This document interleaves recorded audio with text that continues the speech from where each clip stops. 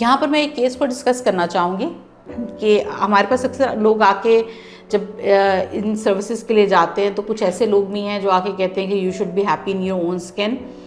بہت اچھی بات ہے if you are happy in your own skin, کیونکہ یہ ایک سوسائٹی کا اوور آل ایک آپ کہہ لیں کہ مسئلہ ہے، اور یہ صرف پاکستان میں نہیں ہے، آپ کہیں پر بھی دنیا میں چلے جائیں. پہلی بات تو یہ کہ پاکستان میں اس کی انوینشن نہیں ہوئی تھی، پاکستان میں اس کو سب سے پہلے نہیں شروع کیا گیا تھا، تو ہم ہر چیز کو سب سے پہلے کہہ دیتے ہیں کہ جی پاکستان میں یہ پرابلم ہے. تو اوور آل اگر آپ ورلڈ وائڈ دیکھیں تو اگر امریکہ میں آپ جائیں تو لوگ ٹیننگ کی طرف جا رہے ہوتے ہیں، اس میں بھی بہت سارے ایسے اسٹیٹس ہیں جہاں پہ لوگ کالے ہیں وہ اس طرف جاتے ہیں. تو ایک پرسنل چوائس ہے. میرے پاس ایک بچی آئی تھی اینڈ شی واز CA، ماشاء اللہ بہت پڑھی لکھی بچی تھی، بہت سلجھی ہوئی بچی تھی.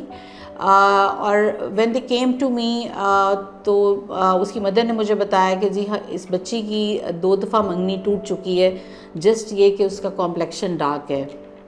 جس ٹراما سے وہ گزر رہے تھے ہم شاید امیجن بھی نہیں کر سکتے.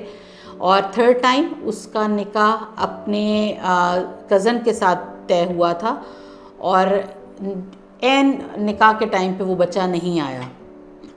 اب ظاہر ہے وہ ٹراما جو اس کی مدر نے فیس کیا، جو اس بچی نے فیس کیا، جو وہاں پر موجود تمام مائیں تھیں انہوں نے فیس کیا، ہم شاید اس کو امیجن نہیں کر سکتے. کیونکہ ایک اچھی ایجوکیشن دینے کے باوجود، اچھی تربیت کرنے کے باوجود ایک بچی کو صرف اس لیے ریجیکٹ کر دیا گیا کہ اس کا کمپلیکشن ڈارک ہے.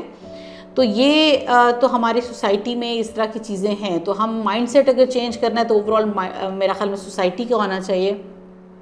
فائنلی خیر ہم اس کے لیے یہاں پر آپ وہ ایک بلکہ دیکھ بھی رہے ہوں گے میرے پیچھے رزلٹس ہیں، اور ماشاءاللہ بہت اچھے رزلٹس تھے اس بچی کے. اس کا پھر رشتہ بھی بہت اچھا ہوا ہے، شی از ویری ہیپی، اور now she is a mother of 1 baby.